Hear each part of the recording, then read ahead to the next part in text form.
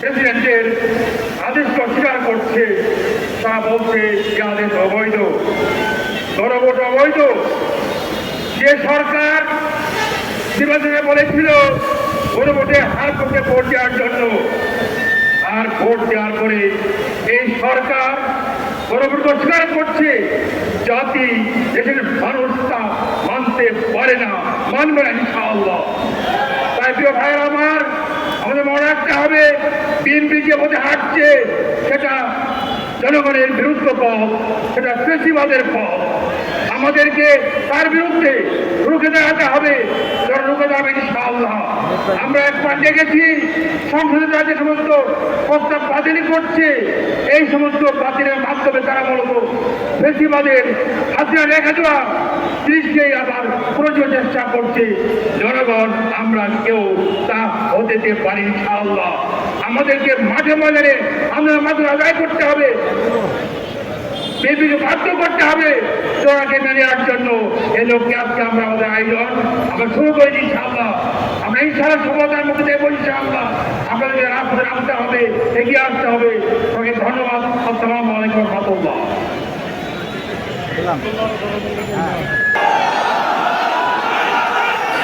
আলহামদুলিল্লাহি রাব্বিল আলামিন, আসসালাতু ওয়াসসালামু আলা রাসূলিল কারীম ওয়া আলা আলিহি ওয়া সাহবিহি আজমাইন।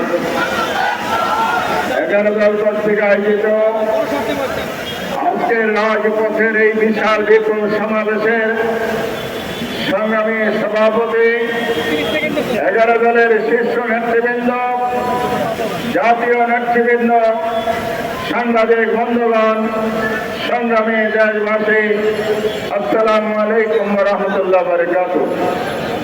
সংগ্রামী ভাইরা আমার, আমাদের অনেক সংসদ সদস্য এখানে আছেন। ঢাকা মহানগরের আমি দক্ষিণের নুরুল ইসলাম বুলবুল ভাই এবং অন্যান্য সদস্যগণ এখানে আছেন। আক্তার সাহেব আছেন এনসিপির, ওনারা রাজপথে সামিল হয়েছেন।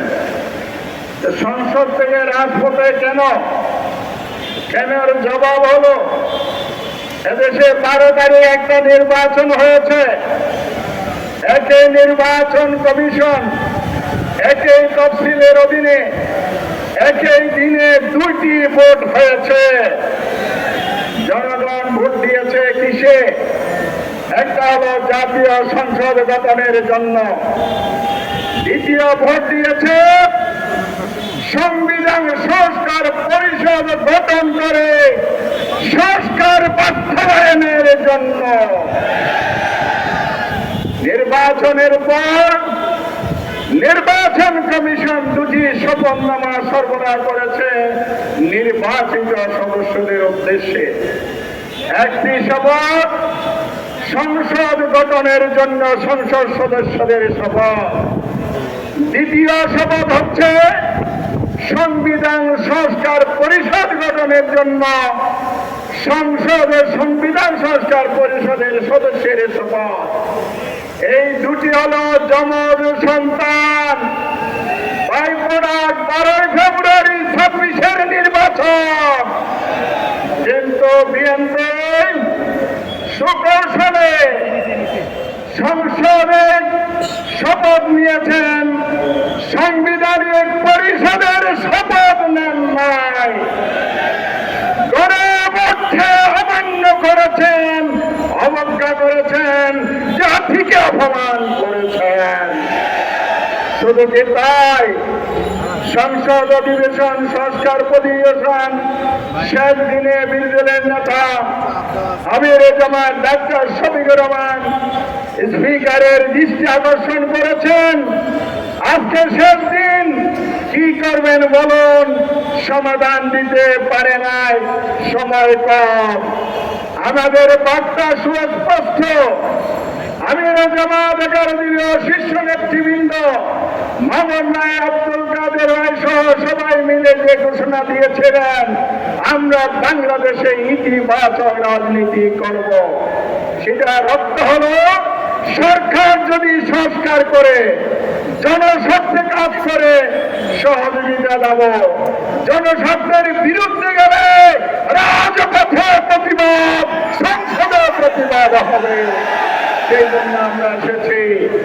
আজকে আরেকটা জঘন্য ঘটনা সংসদে ঘটেছে। গতকাল সংসদে যে অধ্যাদেশ উপস্থাপন করেছে, অন্তর্বর্তীকালীন যে 133টি অধ্যাদেশ অনুমোদন দিয়েছিল, সেখান থেকে 20টি অধ্যাদেশ বাদ দিয়েছে।